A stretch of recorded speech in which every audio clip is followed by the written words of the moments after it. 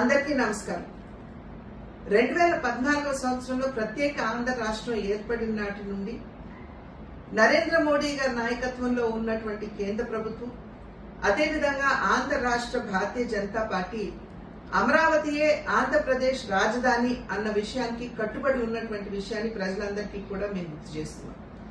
DPR సకాలంలో రాకపోయినా ఈ అంశానికి కట్టుబడి అప్పట్లో కేంద్ర ప్రభుత్వం 2500 కోట్ల రూపాయలు రాజధాని అంటే అమరావతి పరిసర ప్రాంతాలు, ప్రత్యేకించి విజయవాడ, గుంటూరులో ఉన్నటువంటి మౌలిక సదుపాయాల అభివృద్ధికి 2500 కోట్లు మంజూరు చేయగా, బాహ్య వలయ రోడ్డు ఏదైతే ఉందో అంటే ఔటర్ రింగ్ రోడ్ అని ఏదైతే మనం చెప్పుకుంటామో ఆ బాహ్య వలయ రోడ్డు కూడా 20,000 కోట్ల రూపాయలు కేంద్ర ప్రభుత్వం మంజూరు చేసినటువంటి విషయం ప్రజలకి గుర్తు ఉండే ఉంటుంది అని చెప్పి నేను భావిస్తున్నాను. 2024 సంవత్సరం జరిగినటువంటి సార్వత్రిక ఎన్నికల్లో డబుల్ ఇంజిన్ సర్కార్ అంటే కేంద్రంలో ఎన్డీఏ కూటమి, అదేవిధంగా రాష్ట్రంలో సైతం ఎన్డీఏ కూటమి అధికారంలోకి వచ్చినట్లయితే ఆంధ్ర రాష్ట్రాన్ని అద్భుతంగా అభివృద్ధి చేసుకోవచ్చు అన్న విషయాన్ని గుర్తించి ప్రజలు ఎన్డీఏ కూటమిని ఆశీర్వదించి అనూహ్యమైనటువంటి విజయాన్ని అందించడం జరిగింది.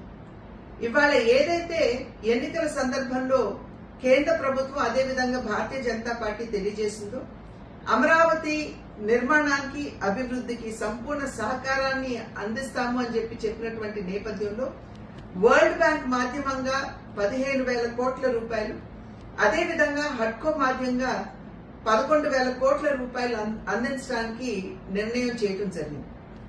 దానిలో భాగంగా హడ్కో ఏదైతే 11,000 కోట్ల రూపాయలు అందిస్తామని చెప్పారో, హడ్కో ఇవాళ రాష్ట్ర ప్రభుత్వంతో ఒప్పందం కుదుర్చుకున్నటువంటి విషయాన్ని ప్రజలు ఇక్కడ గమనించాలి. అదేవిధంగా వరల్డ్ బ్యాంక్ ఏదైతే మేము 15,000 కోట్ల రూపాయలు సహకారం అందిస్తాము అని తెలియజేశారో, దాంట్లో వరల్డ్ బ్యాంక్ మరియు ఏషియన్ డెవలప్మెంట్ బ్యాంక్ వీరిరువురు సంయుక్తంగా 13,600 కోట్ల రూపాయలు అందించగా, కేంద్ర ప్రభుత్వం తన వాటాగా 1,400 కోట్ల రూపాయలు అందించడానికి సన్నద్ధమైనటువంటి విషయం.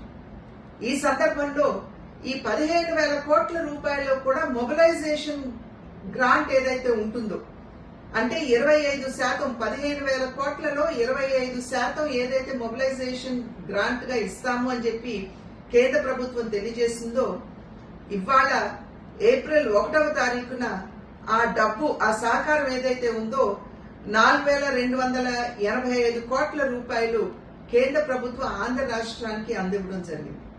ఇవాళ ఏదైతే అమరావతి నిర్మాణానికి మరియు అభివృద్ధికి కేంద్ర ప్రభుత్వం ముందుకొచ్చి తన సహకారాన్ని అందిస్తుందో, దాన్ని ఆంధ్ర రాష్ట్ర ప్రభుత్వం అందిపుచ్చుకుంటూ అమరావతిని అద్భుతంగా అభివృద్ధి చేయాలని తెలియజేస్తూ సెలవు తీసుకుంటున్నాను. నమస్కారం.